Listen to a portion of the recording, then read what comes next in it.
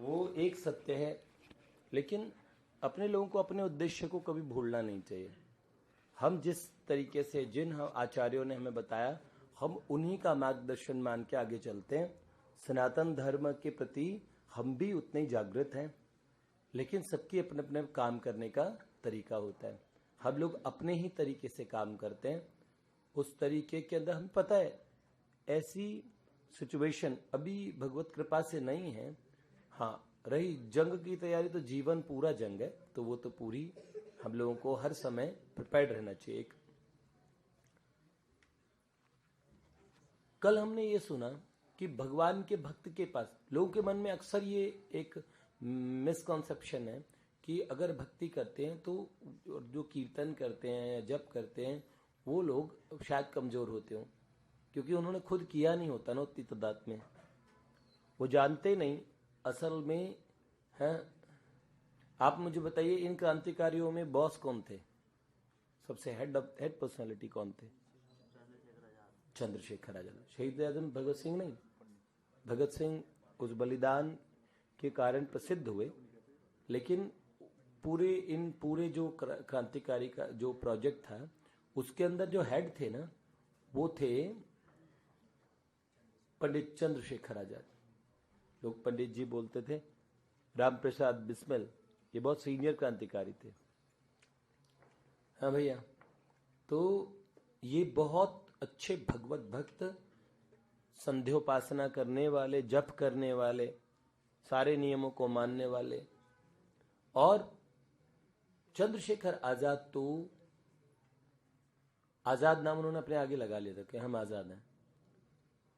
जो चंद्रशेखर आजाद थे बहुत संयमी, सच में जिन्हें कहते हैं ना ब्रह्मचर्य, पूरा उसका पालन करते थे।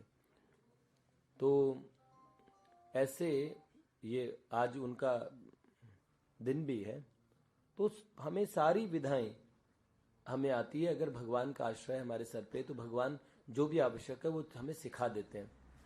अभी जितना जब आवश्यकता पड़ेगी वो हमें सिखाते चलेंगे आगे भी। इसीलिए न ठंडे होके रहें, न एक्स्ट्रा ऑर्डिनरी गर्म होके रहें। दोनों में ही नुकसान है, दोनों में ही नुकसान है। सम्यक तरीके से चलते चलो। बहुत लोग आएंगे, आपको बताएंगे, उनका नजरिया भी सुनो। Respect all but follow one. Follow एक को किया जाना चाहिए, ठीक है। कल हमने सुना कितनी तितिक्षा चक्र जी के अंदर में उनको, और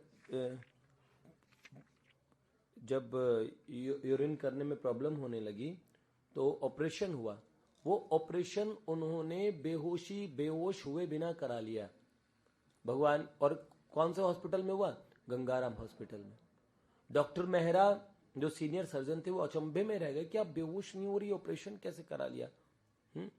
पेट कोई फाड़ दे पूरा और ऑपरेशन कर दे आपका, और आप बेहोश न हो, तो उस समय कितना भयानक बात होगी। और जब पूरे टाँके वाँके लग रहे थे तो आंखें खोली, उन्होंने बोला सब काम हो गया आपका। अब उनको पेन, दर्द तो दर्द की जगह रहता ही है। ठाकुर जी के अंदर मन को इतना अभिनिवेश कर दिया कि शरीर का बाहरी अवस्था का भान नहीं रहा, लेकिन जब होश में आए तब तो बाहरी अवस्था का पता लगता है।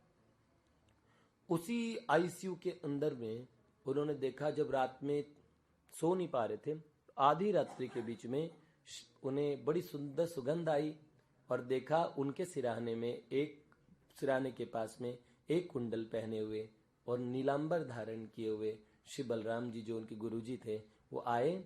तब उनका दादा, बड़े भाई बोलते थे, कन्हैया चक्र जी को दादा बोलता है। चक्र जी के छोटे भैया हैं कन्हैया, और बलराम जी बड़े भैया हैं। चक्र जी के भावों के अनुसार वो बलराम जी को बड़ा भाई मानते हैं, और गुरु भी बलराम जी। बलराम जी ने दीक्षा मंत्र भी दिया था चक्र जी को।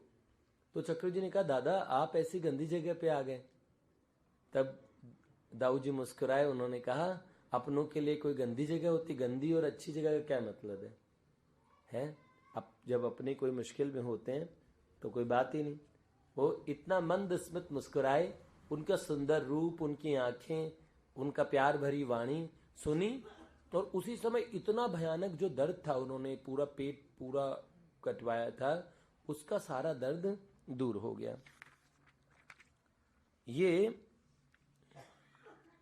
ये बात सबसे बड़ी बात है कि ऐसे बहुत एक राजा थे, वो भी भगवत गीता पाठ करते थे। तो उन्होंने कहा मुझे भगवत गीता दे देना, और उनकी रीढ़ की हड्डी का जो बोन मैरो का जो ऑपरेशन था वो होना था। बोन मैरो के इतने बड़े मेजर ऑपरेशन जो 3-3.5 घंटे चलना था, वो कमर के बल लेट के भगवत गीता पढ़ते रहे और उन्होंने ऑपरेशन कराया। मैं उनका नाम भूल गया। हमारे भारत में बहुत अजूबे मिलेंगे आपको, दर्द की क्षमता है। तो कल तक हमने ये सुना। इसके बाद में 5 फरवरी 1978 के मई में उनको उनका पौरुष ग्रंथि का ऑपरेशन हुआ। उसके बाद 5 फरवरी में उनको दोबारा हार्निया की प्रॉब्लम हुई है, और इस हार्निया का ऑपरेशन हुआ। ऑपरेशन ठीक हुआ। डॉक्टर्स ने बोला 15 दिन आप रह जाओ और घबराने कोई बात नहीं। उन्होंने 16 फरवरी को जब उनका ऑपरेशन हुआ, और ऑपरेशन इतना ज़्यादा था कि इतना मतलब हार्निया की प्रॉब्लम उनको इतनी ज़्यादा थी कि आधा घंटे का ऑपरेशन हुआ, 1.5 घंटे भीतर सिलाई करने में लगे। 12 फरवरी को उनके टाँके कट गए और अंदर उनके एकदम चुभन रहती थी कि भाई ये दिक्कत रहती थी। अच्छा, चक्र जी को डॉक्टर्स ने बोला था 15 दिन का रेस्ट कर लो। वृंदावन आ गए, आनंद वृंदावन आनंद अखंडानंद सरस्वती जी के आश्रम में रेस्ट करने की बात हुई कि आप और आपकी दिक्कत दूर हो जाएगी, लेकिन चले गए। 15 दिन की बात छोड़िए, 2-3-4 दिन में ही चित्रकूट जाने का प्रोग्राम बना लिया, और जबकि चित्रकूट तो जाते ही रहते थे, चित्रकूट चले गए। टाँके अभी ठीक से उनका दर्द खत्म नहीं हुआ और कामदगिरी की परिक्रमा करने लगे। अनसुईया जी, अत्रि ऋषि हैं, हनुमत धारा पे चढ़ गए, नीचे उतर आए पूरे एरिया में। हालांकि इसमें लिखा है स्वभाव अति दुर्तिक्रम है। जो स्वभाव है ना, स्वभाव ही दुर्तिक्रम है। स्वभाव बड़ा दुर्तिक्रम होता है, बाद में भी कर सकते थे सब काम, लेकिन उसकी वजह से उन्हें इतना कष्ट हुआ। बोला 18 टाँके भीतर थे, उन डॉक्टर ने बोला धीरे धीरे गलेंगे, लेकिन उन्होंने, और इतना था कि आंतें फट भी सकती है, सब चीज उन्हें समझाई, लेकिन माने नहीं। इसके कारण उनके जीवन में वो एक परमानेंट उसकी तकलीफ बन गई। जीवन उनका ऐसा था कि अगर कोई व्यक्ति भगवान की तरफ लगना चाहता था, उनके पास आता था, तो उसकी चित्त की धारा भगवान की तरफ मुड़ जाए, ऐसा प्रयास उनका हमेशा रहता था। उनके शिष्य थे प्रभु दयाल जी। उन्होंने जीवन में 2 शिष्य बनाए। मैंने कहा ना, एक वो कैलाश जी जिनको अपने घर में चौकीदार बना दिया, और ये कहा कि अब से तू ये घर का चौकीदार है, मालिक बन के मत रहे, ठीक है। और एक प्रभु दयाल जी जिनको हनुमान जी के साक्षात दर्शन कराए, जिनके हमने सुना, प्रभु दयाल जी झुंझुनू वाला। तो ये प्रभु दयाल जी, इनके चाचा की लड़की थी ललिता नाम की। चक्र जी एक बार चाकुलिया के एक बगीचे में बैठे थे, वहां पे उनके भाई और उनका परिवार आया। भाई की लड़की थी, चाचा की लड़की, उनके चाचा की लड़की। वो लड़की उस समय 14-15 साल की थी। चक्र जी ने जब भगवान का वर्णन करना शुरू किया कि भगवान कैसे हैं, तो आसपास के लोगों को एकदम एकदम एक खुमारी सी चढ़ जाती थी कि भगवान ऐसे हैं तो यार उन भगवान की प्राप्ति तो जरूर करनी चाहिए। और चक्र जी के शब्दों में आप पढ़ेंगे तो आपको बहुत अच्छा लगेगा। अगर आपको हिंदी का ज्ञान नहीं है तो हिंदी ज्ञान भी हो जाएगा। उन्होंने उस कन्या के मन में श्री कृष्ण की लीलाएं बस गई। हमेशा 3-4 घंटे जब चिंतन करती रहती, तो वृंदावन जाने की छटपटी उसके मन में लगी। आसपास के लोग वृंदावन जा रहे थे, माँ बाप से पूछा, माँ बाप ने कहा नहीं बच्ची है, तू अभी तुझे भेजेंगे नहीं वृंदावन। तो बेचारी रो रो के ठाकुर जी के पास कहने लगी कि अपनी दासी को अपनी लीला भूमि से इतनी दूर क्यों पटक के रखा कि आपकी रजकण भी न मिले। मैं बहुत अपराधनी हूँ, पर आप तो निर्जन प्राण हो, भक्त वत्सल हो, करुणानिधि हो। तुम्हारे इन नामों के बारे में मैं क्या क्या नहीं कहती। मैं तो भूल सकती हूँ, पर तुम मुझे कैसे भूल गए। दिनों दिन उसकी व्याकुलता एकदम प्रबलतम हो गई। एक दिन रात में उसे लगा कि आज अगर वो नहीं उठेगी तो वो जी नहीं पाएगी, और बिना ही बताए जिन कपड़ों में रात के गाउन में वो सोई थी, उसी को उसने एक शॉल ओढ़ा और अपना पूजा का चित्र लिया ठाकुर जी का, और जेब खर्च में से जो रुपया मिलता था वो गुल्लक में डालती थी, छोटी सी गुल्लक, उस गुल्लक को ले लिया। 15-16 साल की लड़की है। और रात को वहां चाकुलिया बिहार से मथुरा जाने वाली ट्रेन में बैठ गई। ठीक है, आगे चल के टिकट चेक कर आया तो उसने एकदम भोलेपन से गुल्लक दे दिया उसे कि टिकट के जितने पैसे लो आपको लेने हो आप ले लो उसमें से फोड़ के। तो उसे निर्दोष भोली सी बड़ी प्यारी सी गुड़िया जैसी बच्ची दिखी तो उसने एकदम ईमानदारी से जितना टिकट का पैसा बढ़ा, तो घूसखोर होते हैं ले लेते हैं, घूस पूरा ही ले लेते हैं, लेकिन उन्होंने वो टिकट का जितना पैसा बनता था और उसे पक्का टिकट भी बना के दे दिया। दूसरे दिन वो अपने नित्य सखा के ऊपर अटल विश्वास करके मथुरा की भूमि पे उतर गई। वृंदावन पूछते पूछते, लेकिन उसने सबसे पहले आगे काम किया, आसपास में भिखारी भिखमंगे दिखे, जो जो पैसा था बांटती चली गई, अपने पास कुछ नहीं रखा, उसके पास कुछ नहीं। लेकिन उसे ध्यान आया अखंडानंद सरस्वती जी का नाम ध्यान था कि चक्र जी अखंडानंद सरस्वती जी के स्थान पे, तो वृंदावन में अखंडानंद जी को सब जानते थे। ब्रज भूमि में जाके उसने अखंडानंद सरस्वती जी का आश्रम पूछा और चक्र जी के यहाँ और एक व्यक्ति ने उस कमरे में उन्हें पहुंचा दिया। चक्र जी ने जैसे उन्हें देखा, उसे देखा, कब किसके साथ आई हैं? प्रभु दयाल, मोहनलाल, माँ बाप तुम्हारे, बता कौन साथ में? तो वो कहने लगी, दादा बोलने से पहले ही वो रो पड़ी, अब मुझे घर जाने के लिए मत कहना, अब मेरी जिम्मेदारी आपकी छोटे भाई की है, मैं उनकी हूं और मुझे किसी से विवाह करने को मत कहिएगा, घर कभी नहीं जाऊंगी, सदा के लिए वृंदावन आई हूं। और रोते रोते उसने सारी बात कह दी। उसके आंसू थमने का नाम ही नहीं ले रहे थे। चक्र जी बेचारे दिल्ली से ऑपरेशन करवा के लौटे ही थे, उस समय की बात है ये। बालिका एकदम आंधी की तरह रूम में घुस गए। अच्छा, चक्र जी ने बड़ा, अच्छा तू रो मत, ठीक है, चुप होकर बात कर, देख तेरे रोने से मेरा तख्ता हिल रहा है, इससे मेरे ऑपरेशन के टांकों में दर्द होता है, चल चुप हो जा। अखंडानंद महाराज जी को संदेश कर दिया कि प्रभुदयाल जी को तार दो, इनके घर में टेलीग्राम भेजो कि वो कन्या चिंता न करे, हमारे पास वृंदावन आ गई है। माँ बाप इतने परेशान, जैसे ही वृंदावन में तार मिला तो बेचारों को एकदम राहत मिली कि वृंदावन में है। जब माता पिता पहुंचे तो उन्होंने बोले इस कन्या को समझाने में भी टाइम लगेगा और आप जिद मत करो। उस कन्या को, और मैंने कहा कल कैलाश जी बताए थे ना जिनको चक्र जी ने उनके घर में चौकीदार, मतलब उनके माता पिता, हमने बताया था एटा के पंडित जी रामदत्त जी थे, वैद्य जी, वो प्रभु जी बता रहे थे उनके बारे में एक दिन, वही उनकी पत्नी और उनकी बेटी, वो चक्र जी को अपने परिवार के लोगों की तरह ही मानते थे। तो वो आ गए थे उसी समय वहां पे, तो उनका इस कन्या को तुम बिहारी जी के दर्शन करा के लाओ। अब उनकी माँ और उनकी बेटी उस कन्या को बिहारी जी के सामने ले गए, तो बिहारी जी को इतने प्रेम भरी दृष्टि से देखने लगी और उसे इतना अच्छा लगा पहली बार भगवान को देखे। देखो लोग अलग अलग तरीके से ठाकुर जी को देखते हैं, जो उन्हें देखने आता ना वास्तव में भगवान भी उसे ऐसा देख जाते हैं, जानते हो, और सच में वो देख लेते। और देखते देखते जब नजर मिल गई, जो जहां थी वहीं की वहीं रह गई, राम को देख कर के जनक, राम सीता और सीता श्री राम को, राम सीता और सीता प्रभु राम को, चार अखियां लड़ी की लड़ी रह गई, चार अखियां लड़ी की लड़ी रह गई, राम को देख कर के जनक नंदनी, राम को देख कर के जनक नंदनी।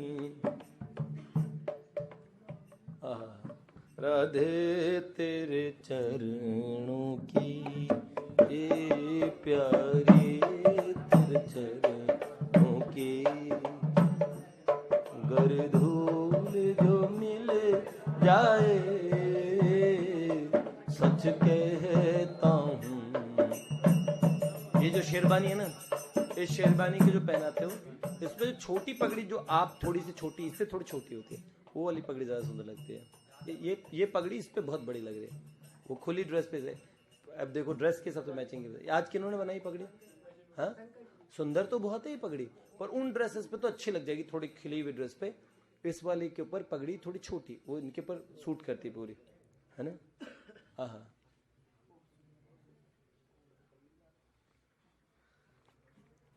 क्या वो कन्हैया है? कछु नहीं, हाँ कछु नहीं। तुम बड़े मजे लेते रहते हैं यहाँ पे पास बैठे बैठे खचर पचर। अब देखो तुम्हारे मतलब की चीज सुना रहा हूँ, ध्यान से सुनना।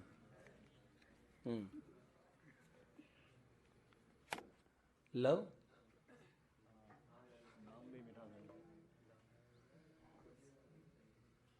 तुम भी मुझे ऐसे कर रहे हो? अच्छा, पेपर है उसका, जल्दी से अक्षर दियो। और कुछ का है उसको भी ऐसे कर दियो। ठेंगा है उसे दिखा दे रहा है भाई।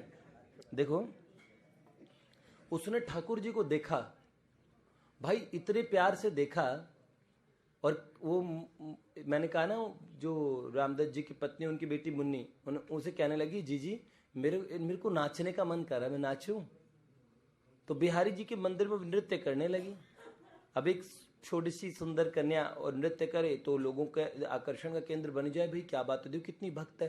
तो सब लोग भाव विभोर हो के अच्छे भावों से सब लोग और बड़े गौर से देखने लगे।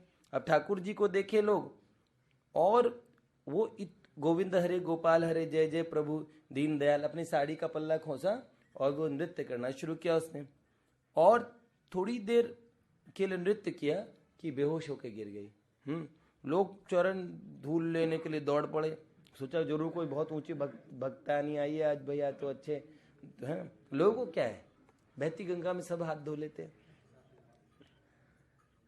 जब ललित घर लौट के सारी बात पता लगी चक्र जी को, तो चक्र जी ने कहा, देखो जीव का नित्य संबंध भगवान के प्रति कन्हई के साथ ही है। इस संबंध में कोई भी बाधा स्वीकार करने योग्य नहीं है। तुम अपने अंतर के भाव भगवान के प्रति बनाए रखो। हाँ, तुम्हारा नृत्य संगीत भी उन्हीं के लिए होना चाहिए, पर नाचने का मन हो तो कमरा बंद करके नाचना, सबके बीच में नहीं है। उसके बाद उसे समझाया कि देखो बेटा, तुम्हारा शरीर तुम्हारे माता पिता ने दिया है, तुम्हारा मन तुम्हारे माता पिता ने नहीं दिया। तो मन कन्हैया को दे दो। और पिता शरीर का कन्यादान करता है, मन का नहीं करता है। आपको मैंने परसों बताया था, विजय को उन्होंने दूसरा उपदेश किया, इस कन्या को दूसरा उपदेश किया। सबको अलग अलग बातें भूली जाती है, सबकी अलग अलग खुराक होती है। उस कन्या से कहा कि मन ठाकुर जी को दो, और मन पिता का नहीं है, पर शरीर जो जहां बोले और वहां आप उनको। और अब उन्होंने कहा, अपने कन्हैया को जो है खाली पकड़ना आता है, उसे छोड़ना नहीं आता। बड़े प्रेम से उसे समझा बुझा के उसे उसके माता पिता के अनुकूल बना के उसे भेजा। अब उसका भजन की भी रक्षा की, उसके भौतिक जीवन की भी रक्षा की। संसार में कोई बिरला लाखों करोड़ों में एक होता है जो ऐसे रह पाए, बाकी तो सब एक धारा में चलने वाले लोग ही मिलते हैं। थोड़ा सा धारा से हटके बहुत थोड़े से लोग ऐसे होते हैं जिनका जीवन ऐसा होता है। अगला जो प्रसंग है बड़ा सुंदर है। पंडित जी गया प्रसाद जी गिरिराज जी की तरहेटी में रहते थे, उनको सब लोग सचल गोवर्धन कहते थे। उनके बेटे मानस शास्त्री जी, प्रभु जी जानते होंगे, प्रभु जी के गुरु जी है ना, हाँ, गया प्रसाद जी प्रभु जी गुरु जी हैं। तो मानस शास्त्री जी भागवत जी और रामचरित मानस दोनों के इतने मर्मज्ञ कथावाचक थे। जयदयाल डालमिया जी और के साथ में पंडित जी के पास जाते रहते थे चक्र जी, और वहां के सत्संग में चक्र जी की पुस्तकें पढ़ी जाती थी, राम श्याम की झांकी, ये सब ये पुस्तकें, चक्र जी भी वहां जाके बैठ जाते थे। अच्छा देखो इस कथा, अब एक कथा कराई मानस शास्त्री जी की। जयदयाल जी के बेटे यदुहरि डालमिया जी, हम मिलके आए उनके घर, और उनकी पत्नी श्रीमती बेला डालमिया, बेला मासी जो रामकृष्ण भैया की मासी है ना, जिनको बेला मासी बोलते भैया, तो बेला डालमिया जी और यदुहरि डालमिया जी, हम उनके घर जाके आए उस दिन जहां हमारे प्रोग्राम हुआ था। रात में हम गए थे ना हौस खास, डालमिया जी के वो बड़े सा घर था उसमें, बंगलो उसमें। हाँ हाँ हाँ हाँ, तो बेला डालमिया ये भाई जी का पूरा कृपा पात्र परिवार है। तो इन लोगों ने क्या किया, चक्र जी को अपने साथ रखा। कथा सुबह 8 से शाम 3 बजे, सुबह 8 से 11 और शाम को 3 बजे 6 बजे तक 2 बार भी कथा होती थी। और कथा ऐसी थी कि आनंद का एकदम रस बह जाता, और जिस दिन कथा का जो प्रसंग होता, प्रसाद जो भोग लगता है ना भगवान को, उसके हिसाब से लगता है। आज की कथा ये तो ये। अब रामचरितमानस की कथा चल रही थी। छठे दिन कथा आई शबरी के बेरों के पर। तो उस दिन छबड़िया भर भर के बेर रखे थे हैं। तो उस दिन जो शबरी के प्रेम के ऊपर बताई, प्रेम वैचित्र की ऐसी स्थिति कि वक्ता श्रोता सब भाव विभोर हो गए हैं। और जितने भी झरबेरी के बेर थे मार्केट में, वो सारे के सारे खरीदवा के डालमिया जी ने मंगवा लिए थे। कथा श्रवण करते समय चक्र जी अलग बैठते, पर उनके पास एक खाली जगह रहती बैठने की। क्यों? उनका कन्हैया जब भी खेलता खेलता शरारत करता करता था उनके पास बैठता था, तो वो जगह हमेशा खाली रहती थी कि यहाँ कन्हैया कब आएगा, बैठ जाएगा। ठीक है। तो एक दिन कथा का बीच में मध्यांतर हुआ, और उस मध्यांतर के बाद और नित्य की भांति चक्र जी बैठे नहीं, इधर उधर टहलते रहे, और प्रसाद के बेरों की 2 मुट्ठी भरी, और भागवत भवन की प्रसाद के जो टोकरी में बेर रखे थे उसमें से और 2 मुट्ठी भर के और ले गए भागवत भवन में अपने अंदर, जहां कृष्ण जन्मभूमि है वहां कथा चल रही थी। और उतर कर सीधे अपने कक्ष में चले गए। और कुछ समय बाद कथा स्थल पे आए। उस समय पास में बैठे थे कैलाश जी। ये आवाज में थोड़ा वेरिएशन हुआ है। हाँ? अच्छा, तो कैलाश जी, कल मैंने बताया था ना, कैलाश जी, मुन्नी दीदी जो अभी बता रहा था, और ये जिनको अपने घर में चौकीदार बना दिया था, मैं बता रहा था ना, कैलाश जी, उनकी बहन मुन्नी और उनकी माता जी, ये चक्र जी से इतना प्यार करते थे कि इनको अपना परिवार की तरह थे। तो ये बड़े ध्यान से चक्र जी को देखने लगे कि बीच में से कथा छोड़ के कभी गए नहीं। कथा विश्राम हुई तो चक्र जी को देखा एकदम भाव विभोर हो, कहीं एकदम मग्न है अपने कमरे में। तो ये पूरा परिवार उन्होंने घेर लिया। उन्होंने कहा आज क्या बात हुई, आज कुछ अलग बात है। आज आप कथा में भी, वैसे आपका अपना नियम नहीं, जिस समय बैठते हो उस समय बैठते हो, तो आप नियम तोड़ के आप गए थे बेर लेके, क्यों गए थे, सारी बात उन्होंने पूछी। चक्र जी कुछ कह तो नहीं पाए, पर आंखों से आंसू बहने लगे। चुप रहे थोड़ी देर, फिर बोले कहना तो नहीं चाहता, पर चलो तुम्हें बता देता हूं। कथा श्रवण के मध्य मेरा कन्हैया मेरे दाहिनी ओर आके बैठ गया, और मेरा घुटना हिला के, छोटा कन्हैया ना, घुटने हिला के बार बार बेरों की टोकरी की तरफ नन्ही सी छोटी सी तर्जनी करके दिखाता। बेर बेर ऐसे बोलता है, दादा बेर खाऊंगा। तो पूरी कथा में उसने परेशान रखा, भोग लगने से पहले ही, कि दादा बेर खाऊंगा। वो भगवान को भोग लगने, तो दादा बेर खाऊंगा। तो मैंने कहा चुपचाप से सटा बैठा रहे, कथा के बीच में बोलते नहीं। वो चुप हो जाता, 2 मिनट बाद में कहता बेर बेर खाऊंगा है। तो बार बार कहने पर, और मैंने कह दिया अच्छा चल, इसके मध्यांतर के बाद तेरे लिए बेर लेके जाऊंगा। तो 2 मुट्ठी बेर भरे और रूम में चले गए। करना क्या था फिर उसके बाद, बेर ले आके उसके सामने रख दिए, और ये बैठ कर ये कहा बैठ के खा ले, अब मैं कथा श्रवण करने जा रहा हूं। मानस शास्त्री जी ने उस दिन की कथा के लिए प्रसंग बदला, लेकिन उस शबरी प्रसंग की रसमयता के ऊपर बात चल रही थी। और मानस शास्त्री जी आके चक्र जी से बोले, क्या कहा उन्हें, भैया मोकू पतो ना है। कहा भाई कैसे भाई, को कथा कह गयो, कथा के बाद मोकू लगी कि मैंने कथा ना कही, जैसे वे स्वयं आके मोते करवाए गए। भला मोते ऐसी कथा कैसे बनी जाएगी। कुछ समय सत्संग चर्चा करके अपने, उनको आज ये पता नहीं आज कथा इतनी स्पेशल क्यों हुई, क्योंकि ठाकुर जी को वो बेर भागे। कथा भगवान लाला है, उसे कथा कौन सी सुननी, से तो खाना है, खाने का शौकीन है। हाँ। नाम लेखन में बड़ी तत्परता से चक्र जी लोगों से, और इसमें बताया किस तरीके से करोड़ों नाम जब अलग अलग स्थान पे लोगों से कराए। कनक बिहारी जी की वत्सलता, एक टॉपिक का सुना दें ये भी बड़े सुंदर। कनक बिहारी जी जानते हो कौन, कहां पे है? जैसे श्री वृंदावन में बांके बिहारी है, वैसे अयोध्या में हमारे ठाकुर राघवेंद्र राम जी, उनका नाम क्या है? कनक बिहारी जी। अद्भुत आनंद आता है कनक बिहारी जी में।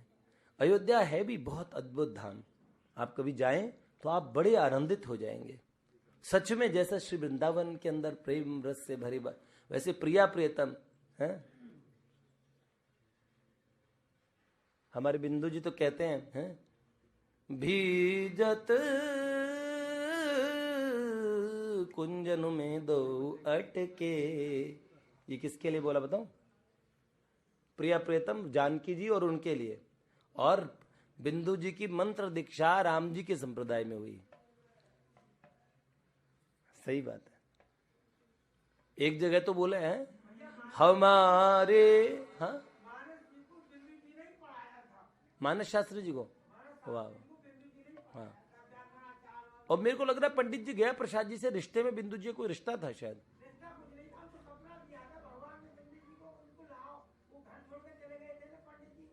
अच्छा, तो पंडित जी, हाँ, अच्छा, ये तभी बड़े क्लोज थे बिंदु जी और पंडित जी है। बिंदु बिंदु जी का ये भी है, कौन सा, ये कौन सा है? हमारे दोनों एक धनी, इत गोपाल नवल नट नागर उत रघुवंश मणि, दोनों एक धनी। आज का ये जो पढ़ रहा था मैं, तो मैं अपने दो और ऐसे आध्यात्मिक साथियों की बात सोचने लगा कि हम बहुत सौभाग्यशाली हैं। हमारे राघव जी को राम जी से बहुत प्रेम है, ये हमारे राम जी के ही और ठाकुर स्वरूप है हमारे, और बड़ा ही उनका प्रेम। दूसरे हमारे नरसिंह प्रभु राघव रघुवंशी हैं। आज मैं यही सोच रहा था कि यही रघुवंशी राघव लगता था इनके आगे। किनके आगे? चक्र जी, ये रघुवंशी थे, रघुवंशी थे। तो रघुवंशी होने से ये अपने दादे परदादे में किनको मानते थे? राम जी को। तो अपने पिता कहते थे राम जी को। बाबा और मैया किसको कहते थे? विश्वनाथ बाबा और मैया सिंह वाहिनी, गिरिराज पर्वतराज नंदिनी मेरी मैया। और उन्होंने सब, पर आज कनक बिहारी जी का इनके प्रति वात्सल्य ये देखना बड़ा सुंदर लगेगा आपको। ये परम श्रद्धेय राम कुमार दास जी रामायणी जी, चक्र जी से बड़ी पक्की दोस्ती थी उनकी बहुत। वर्ष में चक्र जी एक बार अयोध्या जाते थे तो प्रेम परवश उनके यहीं रुकते थे। मणि पर्वत है अयोध्या में। जिस दिन अयोध्या पहुंचते चक्र जी का नियम था कनक बिहारी जी के पास जाके सबसे पहले हाजिरी, पिताजी आ गया हूं मैं।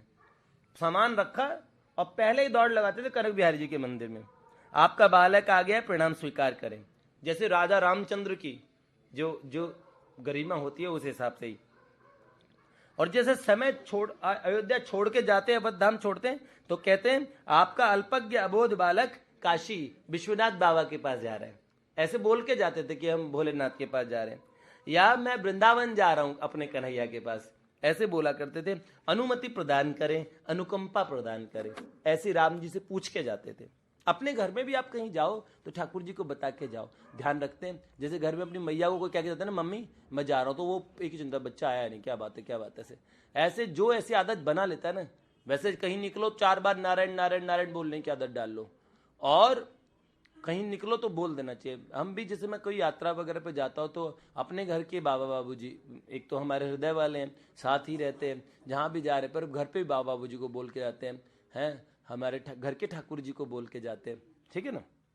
यहाँ आके माधव को बोलते हैं, गुरु जी से अनुमति लेते हैं, है ना। तो ये बात। तो अयोध्या धाम पहुंचे ही थे, सामान रख के कनक भवन जाने वाले थे उस दिन। तो राम कुमार दास जी रामायण जी ने बोला रुक जाइए, हम भी साथ चलेंगे, दर्शन में क्या जल्दी है। अब प्रतीक्षा करते करते, वो रामायण जी थे, संत थे, तो लोग बहुत आते थे, और रात हो गई। रात को ऐसी मूसलाधार बारिश कि मंदिर तक जाना पॉसिबल ही नहीं। रात 10 बजे तक रुकी नहीं। रामायण जी के कारण चक्र जी भी नहीं जा पाए, मंदिर के दर्शन बंद हो गए। पहली बार ऐसा हुआ।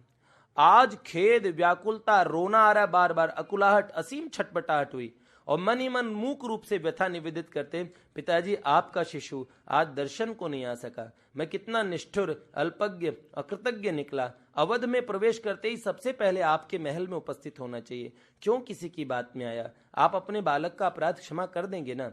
इस प्रमाद से मेरा हृदय फट क्यों नहीं गया। ऐसी बेचैनी में चिंतन करते करते सो गए, और सुबह 2:45 बजे जाग जाते थे। तो 2:45 बजे जागे। कक्ष में सोए हुए रामकुमार दास रामायणी जी भी शैया परित्याग करके सीढ़ियों से नित्य कर्म के लिए उतर गए। रामायणी जी उतर के बाहर चले गए। उनके उतरने की पदचाप चक्र जी को सुनाई दे रही थी। मन ही मन भगवान का नाम लेने के उपक्रम में बैठे ही थे, तभी देखा। अब चक्र जी के शब्दों में देखिए जो उन्होंने अपनी डायरी में लिखा, क्या? तेजो में दिव्य आभा के मंडल में अनंत करुणा वर्णालय सन्मुख प्रकट हो गए। अनंत करुणा के धाम श्री राघवेंद्र सामने प्रकट हो गए। नवीन नीरद श्याम विद्युत, ऐसे जैसे विद्युत चमचमाती है, विद्युत वसन, उनके वस्त्र ऐसे चमचमाते थे। दो भुजा, सुडोल भुजाएं, आजाल प्रलंब बाहु भगवान राम की, घुटनों तक की भुजाएं हैं, विशाल भुजाएं हैं, बहुत सुडोल, बड़ी सुंदर। आपकी घुटने से थोड़ी ऊपर रहती है भुजा, भगवान की घुटनों तक आती है भुजा, वो आजानुलंबित भुजा बहुत श्रेष्ठ मानी जाती है। और परात्पर पुरुष रघुवंश भूषण रघुनाथ जी, मेरे पिताजी सस्मित करुणावारी से सिंचित करते हुए कृपापूर्ण नेत्रों से अपने अबोध बालक की ओर निहार रहे थे। अच्छा, उनके कुटिल घन कृष्ण केश, घन कृष्ण एकदम काले चिकने घुंघराले घुंघराले बाल, उनके बंक भ्रुकुटी, बांकी भ्रुकुटी, ये आईब्रोज है ना एकदम तिरछे, इतने सुंदर, जैसे ऊपर लोग तो आईब्रोज बनवाते हैं, हमारे ठाकुर जी के इतने खूबसूरत हैं। बंक भ्रुकुटी, मनोहर कर्ण, कान इतने सुंदर, उन पे झिलमिलाता हुआ मकराकृति कुंडल गालों पे झाई पड़ती है। उन्नत नासिका, तीखी नाक, निर्मल कपोल, गाल भगवान हंसते तो एक गाल पे खंजन पड़ते हैं, और इतने सुंदर गाल, छोटे छोटे स्मित रेखा से खींचे अरुण अधर, इतने सुंदर लाल होठ, विशाल प्रशस्त भुजाएं, वत्सांकित वक्षस्थल, वक्षस्थल इतना विशाल जिसपे श्रीवत्स की वो जो बालों की जो रेखा है स्वर्ण, वो लक्ष्मी जी का स्थान है। और कौस्तुभ भूषित, कौस्तुभ मणि भगवान के सीने के मध्य में रहती है, मणिमाला, गुंजमाला, तुलसी माला है, फिर पारिजात वृक्षों की घुटनों तक की बड़ी माला भगवान की, 5 प्रकार के फूल रहते हैं उसमें, एकदम जो सदा खिले रहते हैं। गंभीर नाभि, नाभि इतनी सुंदर, और पीपल के पत्ते का, अश्वत्थ पत्र का आकार लिए उदर, पेट ऐसा जैसे पीपल के पत्ते का आकार होता है ना, उसमें त्रिबली होती है, लोग तो एब्स बनाते हैं, ठाकुर जी के हमारे ऐसे ही बनी हुई। क्षीण कटी, कमर पतली, मनोहर पिंडलियां, सुंदर जांघे, नवीन किसले समान पादांगुली, चरणों की अंगुलियां, और उनके ऊपर भगवान ने नूपुर और वो जो धारण किए हुए, इतने सुंदर, पैरों के अंदर कड़ा होता है, वो छड़ा होता है ना जो सोने का, बड़े सुंदर तरीके से। हाथ में वो आदमी क्या पहनते हैं, हाथ में ब्रेसलेट पहनते हैं, ऐसे पैरों के अंदर में एंकलेट्स की तरह, जहां लड़कियां तो पजेब पहनते हैं और लड़कों का एक छड़ा होता है जो राजा महाराजा पहना करते थे। इतनी सुंदर एड़ी सब, और क्योंकि आकाश के शून्य में स्थित थे तो चरणों के नीचे की जो रेखाएं इतनी सुंदर चमक रही थी, और जो पद नख कांति, इतनी सुंदर जो नखून है, एक दृष्टि में जितना देख सकते थे चक्र जी ने देख लिया। भगवान दीर्घ श्वास लेते हुए बड़े प्रेम से बस खाली निहार रहे थे, कुछ बोला नहीं। फिर अचानक वात्सल्य में रस से भरे नयनों पे दृष्टि चली गई। ठाकुर जी के नयन इतने प्यारे, अगर मिल जाए किसी से तो आदमी वैसे ही मर जाए। दृष्टि अटक गई, आत्म विस्मृत होके मैं उन कृपार्णव नयनों को देखता रह गया। वे हैं ही ऐसे, श्री अंग पे जहां दृष्टि जाती है वहीं अटक जाती है। ठाकुर जी की नाक देख ले, नाक है यार, क्या यार, ठोड़ी बड़ी सुंदर है यार, ये तो है। होठ, अरे कंठ देखो है, ओहो। अधर अरुण रद सुंदर नासा, विधि कर निकर बिनिंदक हासा। भ्रकुटी मनोज चाप छबिहारी, तिलक ललाट पटल द्युतिकारी। के हरि कंधर चारु जनेऊ, बब्बर शेर जैसे कंधे हैं, और बाहु विभूषण सुंदर टेऊ, भुजाओं में अंगद पहनते हैं और सुंदर टेऊ, और इतना सुंदर यज्ञोपवीत धारण करते हैं। यज्ञोपवीत मतलब जनेऊ धारण करते हैं। बस मनो जैसे कुछ स्तवन करते हैं, वो मनोवर छवि अंतर ध्यान हो गई। प्राकृत धरातल पर चक्र जी काफी देर तक तो अपने होशोवश में ही नहीं रहे, और नित्य कर्म संध्या वंदन कर और पूजा संपन्न होते ही बिना किसी को बताए सीधे भागे कनक बिहारी जी के मंदिर में। कातर स्वर में आकुलता से भरे रो रो के बोलने लगे। अवध में प्रवेश करते ही माता पिता के चरणों में प्रणाम करने के लिए देखो मेरे को कैसा आलस हुआ, मेरी अज्ञता है, इधर आपकी अनुकंपा, मैं मंदमती बालक नहीं पहुंचा तो करुणा सागर वात्सल्य निधि खुद आ गए दर्शन देने। उन्होंने अपना लिया, यह मेरा अहोभाग्य। उस रूप का कैसे वर्णन करूं, नव दूर्वादल श्याम मंजू नव वारिज लोचन, स्वर्ण पीत परिधान छटा मनमथ मनोहर, मणिभूषण श्री अंग स्मरण निर्बाध अभयप्रद, भजिय राम छविधाम जानकी कर चर्चित पद। हम जहां रुके, रामनवमी के अवसर पे एक बार चक्र जी का ना जयदयाल डालमिया जी के साथ में आए और जानकी महल में ठहरे। हम लोग कहाँ रुके थे? जानकी महल में रुके, अयोध्या में हैं, वहां ठहरे। उस समय जानकी महल में इतने कमरे नहीं थे जितने अब थे। जानकी महल में अपने रुके जहाँ पे हम जब दोनों बार गए, दोनों बार जानकी महल में हमें रुका। पिताजी, भाई जी, बाबा, यहाँ इतनी इतनी अनुभूतियां, संत, सारे बड़े बड़े संत ये जानकी महल में रुकते देखो। और हमारे लिए फोन कर देते, पिताजी एक रुपया भी वहां की व्यवस्था वाले हम लोगों से नहीं लेते, जो लिए थे उन्होंने वापस कर दिया, हमने तो दिए भी थे पहले, पिछली बार जब गए। फिर पिताजी का, वहां के बड़े बड़े ट्रस्टीज, सबका फोन पहुंच जाता, ओहो, हर जगह से। गीता वाटिका वाले अलग से फोन करते हैं, हमारे बच्चे आ रहे हैं, और उधर गीता प्रेस से पिताजी का आता है, तो भाई बड़े पहुंच वाले बच्चे आ रहे हैं, 20-20, 25-25, और हॉल वॉल सब खोल देते हैं। जानकी जी का महल है भैया, हैं। और ऊपर की मंजिल के चारों कक्ष उन्होंने ले लिया। एक कक्ष में रसोईया, दूसरे में कक्ष खाली था, तीसरे में जयदयाल डालमिया जी अपनी पत्नी के साथ रुके, और चौथे में जय हरि डालमिया जी। चक्र जी जयदयाल डालमिया जी के साथ में और परिक्रमा करने गए। अखंडानंद सरस्वती जी भी आए हुए थे, और उस समय मैंने बताया ना, मुन्नी जी और ये सब लोग, ये लोग भी एटा से आ गए। और जानकी महल में कनक बिहारी जी के दर्शन के लिए सब लोग चक्र जी के साथ गए, और रसगुल्ले लेके चक्र जी गए थे उस दिन। ठाकुर जी के दर्शन में देरी होती, उत्थापन के दर्शन नहीं खुल रहे थे, तो पूछा लोगों ने, दर्शन क्यों नहीं खोल रहे? बोला अभी तक भोग नहीं आया उत्थापन का। चक्र जी ने बोला हम रसगुल्ला प्रसाद लाए, ये लगा दो ठाकुर जी को, एक बार उत्थापन के दर्शन खोल दो। हालांकि नियम ये कि बाहर का भोग नहीं, मंदिर के अंदर का भंडार का भोग आएगा वही लगेगा। लेकिन पता नहीं उस दिन पुजारियों क्या हुआ, उन्होंने पटापट रसगुल्ले लिए और चढ़ाए, सबको प्रसाद में भी वही बटे, दर्शन खोल दिए। बाद में जो भोग आया ना वहां का, उनका बाद में लगेगा ये भोग भी है। अच्छा, आगे का कल सुनाएंगे, बहुत अच्छी है, एक बहुत बहुत सुंदर अनुभव है, ये कल सुनेंगे। भक्तवत्सल भगवान की जय। आज अंग्रेजी कक्षा भी है, हाँ? दीजिए आज का भाई जी का विचार दीजिए।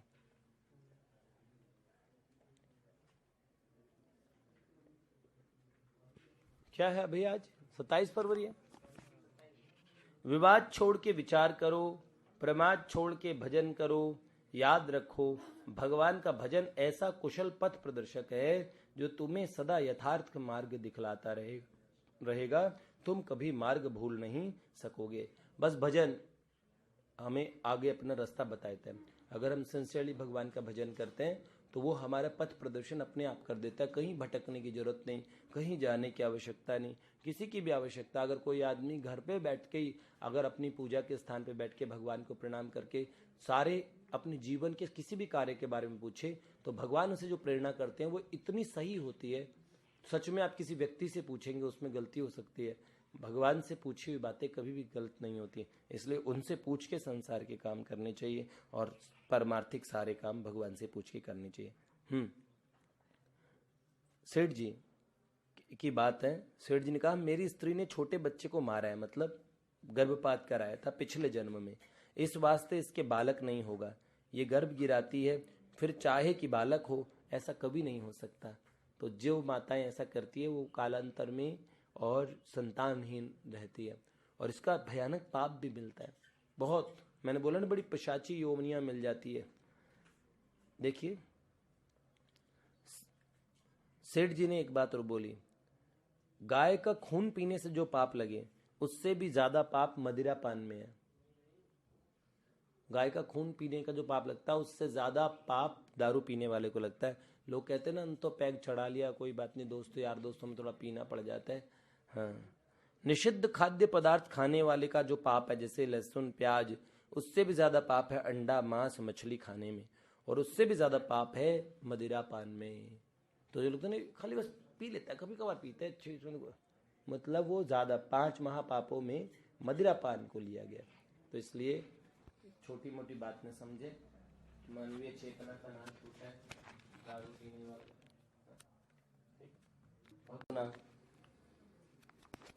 वो एक सत्य है, लेकिन अपने लोगों को अपने उद्देश्य को कभी भूलना नहीं चाहिए। हम जिस तरीके से जिन आचार्यों ने हमें बताया, हम उन्हीं का मार्गदर्शन मान के आगे चलते हैं।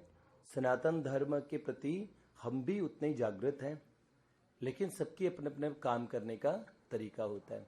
हम लोग अपने ही तरीके से काम करते हैं, उस तरीके के अंदर हमें पता है ऐसी सिचुएशन अभी भगवत कृपा से नहीं है। हाँ, रही जंग की तैयारी, तो जीवन पूरा जंग है, तो वो तो पूरी हम लोगों को हर समय प्रिपेयर्ड रहना चाहिए। कल हमने ये सुना कि भगवान के भक्त के पास, लोगों के मन में अक्सर ये एक मिसकॉन्सेप्शन है कि अगर भक्ति करते हैं तो जो कीर्तन करते हैं या जप करते हैं वो लोग शायद कमजोर होते हो, क्योंकि उन्होंने खुद किया नहीं होता ना उतनी तादाद में, वो जानते नहीं असल में है। आप मुझे बताइए, इन क्रांतिकारियों में बॉस कौन थे? सबसे हेड पर्सनालिटी कौन थे? चंद्रशेखर आजाद। शहीद आजम भगत सिंह नहीं। भगत सिंह उस बलिदान के कारण प्रसिद्ध हुए, लेकिन पूरे जो क्रांतिकारी का जो प्रोजेक्ट था उसके अंदर जो हेड थे ना, वो थे पंडित चंद्रशेखर आजाद। लोग पंडित जी बोलते थे। राम प्रसाद बिस्मिल, ये बहुत सीनियर क्रांतिकारी थे। हाँ भैया, तो ये बहुत अच्छे भगवत भक्त, संध्योपासना करने वाले, जप करने वाले, सारे नियमों को मानने वाले। और चंद्रशेखर आजाद तो आजाद नाम उन्होंने अपने आगे लगा लिया था कि हम आजाद हैं। जो चंद्रशेखर आजाद थे बहुत संयमी, सच में जिन्हें कहते हैं ना ब्रह्मचर्य, पूरा उसका पालन करते थे। तो ऐसे ये आज उनका दिन भी है, तो हमें सारी विधाएं हमें आती है। अगर भगवान का आश्रय हमारे सर पे, तो भगवान जो भी आवश्यक है वो हमें सिखा देते हैं। अभी जितना जब जब आवश्यकता पड़ेगी वो हमें सिखाते चलेंगे आगे भी। इसीलिए न